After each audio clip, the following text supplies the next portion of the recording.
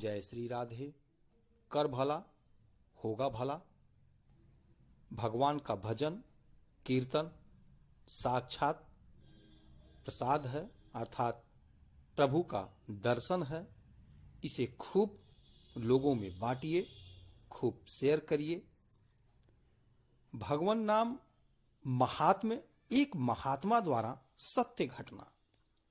परम पूज्य श्री हनुमान प्रसाद पोद्दार जी महाराज की पुस्तक सरस प्रसंग से परम पूज्य कहते हैं, भगवान नाम के यथार्थ महात्म को समझकर जहां तक हो सके नाम लेने में कदापि इस लोक और परलोक के भोगों की जरा सी भी कामना नहीं करनी चाहिए।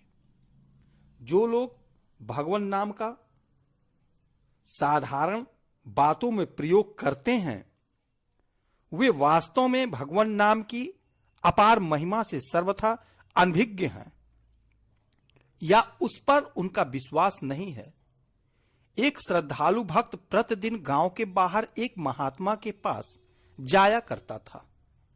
जब महात्मा की सेवा करते करते उसे बहुत दिन बीत गए तब महात्मा ने उसे अधिकारी समझकर कहा कि वत्स, मेरी मति भगवान में है, तू श्रद्धालु है, गुरु सेवा परायण है, तू कुतार्किक नहीं है, साधन में आलसी नहीं है, शास्त्र के वचनों में विश्वासी है, किसी का बुरा नहीं चाहता, किसी से घृणा और द्वेष नहीं करता, सरल चित्त है, काम क्रोध लोभ से डरता है, संतों का उपासक है और जिज्ञासु है। इसलिए तुझे एक ऐसा गोपनीय मंत्र देता हूं जिसका पता बहुत ही थोड़े लोगों को है।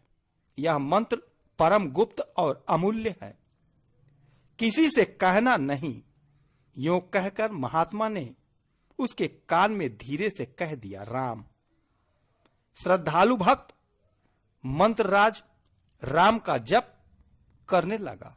वह एक दिन गंगा नहाकर लौट रहा था तो उसका ध्यान उन लोगों की तरफ गया जो हजारों की संख्या में उसी की तरह गंगा नहाकर जोर जोर से राम राम पुकारते चले आ रहे थे। सुनता तो रोज ही था, परंतु कभी इस ओर उसका ध्यान नहीं गया था। आज ध्यान होते ही उसके मन में यह विचार आया कि महात्मा तो राम मंत्र को बड़ा गुप्त बतलाते थे। मुझसे कह भी दिया था कि किसी से कहना नहीं, परंतु इसको तो सभी जानते हैं। हजारों मनुष्य राम राम पुकारते चलते हैं। उनके मन में यह संशय उत्पन्न हो गया। वह अपने घर ना जाकर सीधा गुरु के समीप गया। महात्मा ने कहा कि वत्स, आज इस समय कैसे आया? उसने अपना संशय सुनाकर कहा कि प्रभु, मेरे समझ में भ्रम हुआ है या इसका और कोई मतलब है। अपने दिव्य वाणी से मेरा संदेह दूर करने की कृपा कीजिए। महात्मा ने उसके मन की बात जान ली और कहा कि भाई, तेरे प्रश्न का उत्तर पीछे दिया जाएगा, पहले तू मेरा एक काम कर।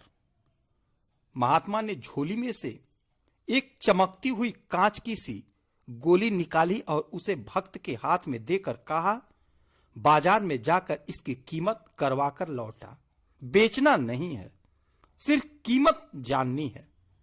सावधान, कीमत आंकने में कहीं भूल ना हो जाए। भक्त श्रद्धालु था। आजकल सा कोई होता तो पहले ही गुरु महाराज को आड़े हाथों लेता और कहता कि मैं तुम्हारे कांच के टुकड़े की कीमत जचवाने नहीं आया हूं, तुम्हारा कोई गुलाम नहीं हूं।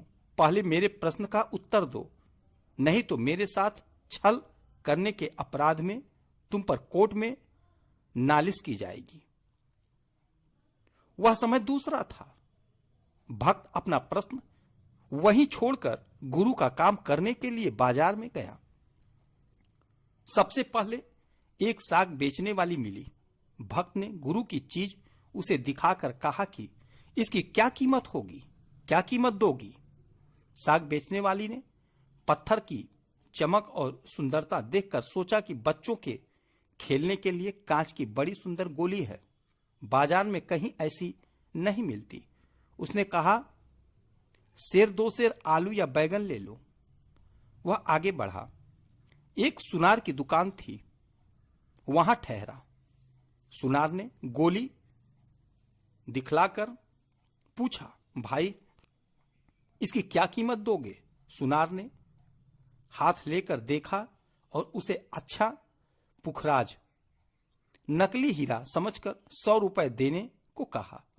भक्त की दिलचस्पी बढ़ी पर और आगे बढ़ा।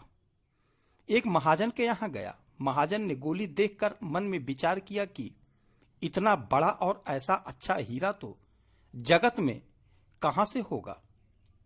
है तो पुखराज ही, परंतु हीरा सा लगता है। बड़े घर में नकली भी असली ही समझा जाता है। उसने 1000 रुपए में मांगा। भक्त ने सोचा कि हो ना हो, है तो कोई बड़ी मूल्यवान वस्तु। वह और आगे बढ़ा और एक जौहरी की दुकान पर गया। जौहरी ने परीक्षा की तो उसे हीरा ही मालूम दिया, परंतु इतना बड़ा और ऐसा हीरा कभी उसने देखा न था, इसलिए उसे कुछ संदेह रहा। तथापि उसने 1 लाख रुपए में उसे मांगा। भक्त बेचना नहीं है कहकर एक सबसे बड़े जौहरी की दुकान पर गया। जब गुरु के पास से आया था तब तो उसे जौहरियों के पास जाने का साहस नहीं था। वह स्वयं उसे मामूली कांच समझता था, परंतु ज्यों ज्यों कीमत बढ़ती गई त्यों त्यों उसका भी साहस बढ़ता गया। बड़े जौहरी ने हीरा देखकर कहा कि भाई यह तो अमूल्य है। इस देश की सारी जवाहरात इसके मूल्य में दे दी जाए तब भी इसका मूल्य पूरा नहीं होता। इसे बेचना नहीं। यह सुनकर भक्त ने विचार किया कि अब तो सीमा हो चुकी। वह लौटकर महात्मा के पास गया और बोला कि महाराज, इसकी कीमत कोई कर ही नहीं सकता। यह तो अमूल्य वस्तु है। गुरु ने पूछा कि तुमको यह किसने बताया? भक्त ने कहा कि प्रभु, मैंने यहां से बाजार में जाकर पहले साग वाली से पूछा तो सेर 2 सेर साग देना स्वीकार किया। सुनार ने 100 रुपए कहे, महाजन ने 1000, जौहरी ने लाख कहा कि यदि देश की सारी जौहरात इसके बदले में दे दी जाए तब भी इसका मूल्य पूरा नहीं होता। महात्मा ने उससे रत्न लेकर अपनी झोली में रख लिया। भक्त ने कहा कि महाराज, अब मेरी शंका निवारण कीजिए। महात्मा ने कहा, भाई मैं तो तुझे शंका निवारण का दृष्टांत सहित उपदेश दे चुका, तू अभी नहीं समझा, इसलिए फिर समझाता हूं। इस रत्न की कीमत कराने में ही तेरी शंका दूर होनी चाहिए थी। रत्न अमूल्य था, परंतु उसकी असली पहचान केवल सबसे बड़े जौहरी को ही हुई, दूसरे नहीं पहचान सके। यदि मैंने तुझे बेचने के लिए आज्ञा दे दी होती तो तू तो शेर के बदले 5-7 शेर साग के मूल्य पर इसे बेच ही देता, आगे बढ़ता ही नहीं। अमूल्य वस्तु कौड़ी के मूल्य चली जाती, कितना बड़ा नुकसान होता। इसी प्रकार श्री राम नाम भी गुप्त और अमूल्य पदार्थ है। इसकी पहचान सबको नहीं है और न इसका मूल्य ही सब कोई जानते हैं। चीज हाथ में होने पर भी जब तक उसकी पहचान नहीं होती तब तक उसका असलीपन गुप्त ही रहता है। इसी तरह राम नाम के असली महत्व को भी बहुत कम लोग जानते हैं।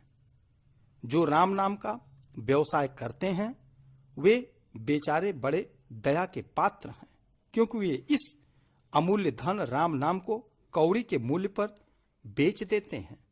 इसलिए परम मूल्यवान रत्न को 2 सेर साग के बदले में बेच देने वाले मूर्ख के समान वे सदा ही भक्ति और प्रेम में दरिद्र ही रहते हैं। भक्ति और प्रेम के हुए बिना परमात्मा नहीं मिलते और परमात्मा को प्राप्त किए बिना दुखों से कभी छुटकारा नहीं हो सकता। दुखों की आत्यंतिक निवृत्ति परमात्मा को प्राप्त करने में ही है।